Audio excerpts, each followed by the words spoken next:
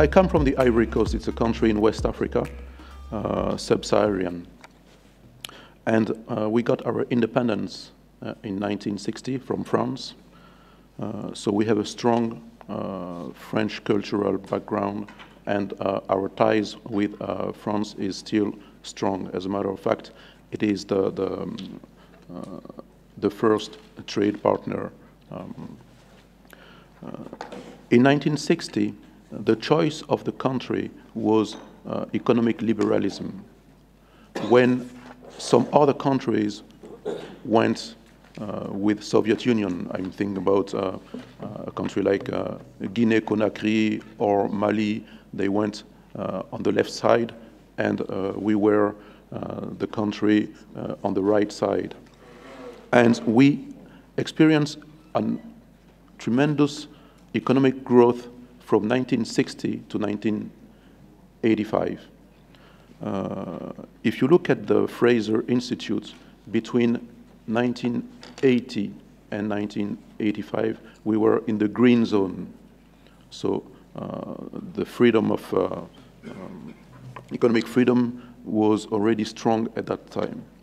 And during that time, the standard of development were very high in the country.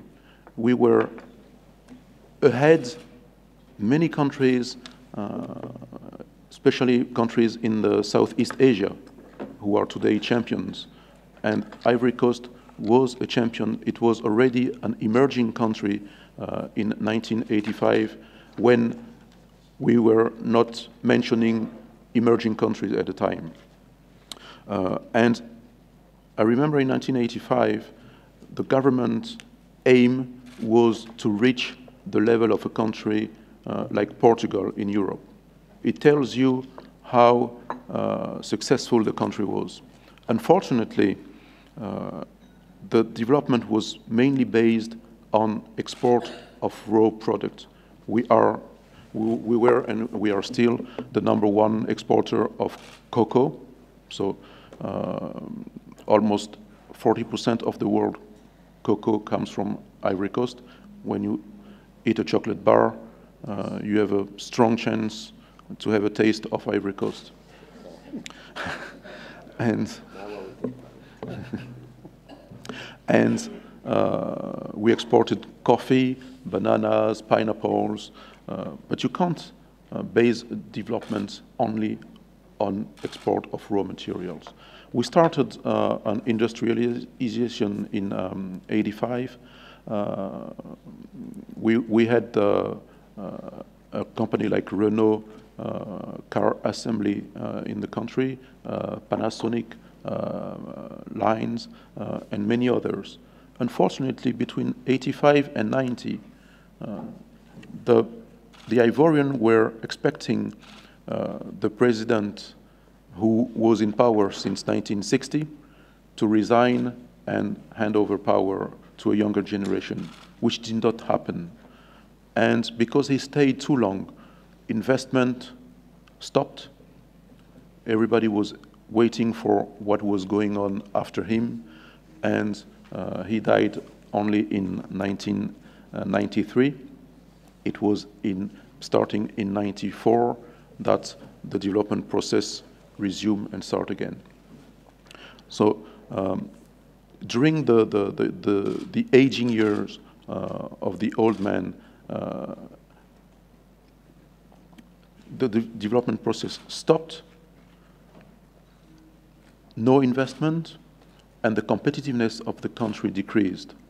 If you look at the Fraser Institute today, we are in the red zone, still today. So from '85 till now, we didn't really turn things around, even though I will tell about some success story. But in 1999, we had a coup d'etat, election in 2000, a new president, but in 2002, we enter a civil war between 2002 and 2010, with post-electoral crisis. President Alassane Ouattara and President Laurent Gbagbo were fighting. President Ouattara was the president elected, but President Gbagbo didn't want to leave power. In April 2011, finally, President Ouattara was installed, and we started a new era with a tremendous economic growth, as still today. The average is about 8 to 9%. In 2012, we had almost 12% growth. And we increase the business climate, construction of infrastructures and so on. The country is changing drastically. But in 1960, we were 3 million inhabitants in the entire Ivory Coast. Today, we are 24 million. So you see the growth of population, which is fast in Africa, and in 2050, the African continent will be by far the most populated continent on Earth. We are in the West African Monetary and Economic Zone, which is a franc zone with 8 countries, a single currency, single custom rate, and also a larger one with ECOWAS, which is the economic of West Africa, but including Nigeria, Ghana, and other English-speaking countries. Lately, the African Union signed the Continental Free Trade Agreement to have a free trade zone on the African continent. Most countries signed it, 44 countries out of 54, and we are going probably to increase trade within the continent. Despite our growth, we still have 49% of poverty rate, and the growth is considered not to be well distributed, and too many jobs are still fragile. And according to the World Bank, the foreign direct investment remains low. Many hurdles. The tax system is old. We have to renew it completely, and I'm advocating for it. The land issue is always, in sub-Saharan countries, a big issue. It is difficult to own land and to have a title. The bank rates are still high, too many red tapes, and we have, I have to admit, a strong corruption in our country, which is a real stop for development. I have to say, like many African countries and sub-Saharan African countries, Ivory Coast is a country with a strong potential. Young population, everything is to be done. We think of Africa today as the next frontier of growth, of development, of opportunities. But it won't happen overnight. We have to prepare ourselves for it. We have to train our population. We have, as Dr. Noor said, to implement policies for it.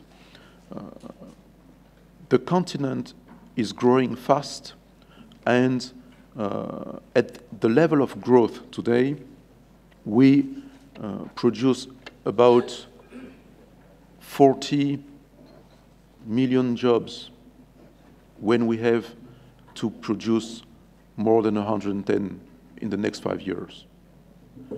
So if we do not create those jobs, if we do not have the policies and construct strong economies,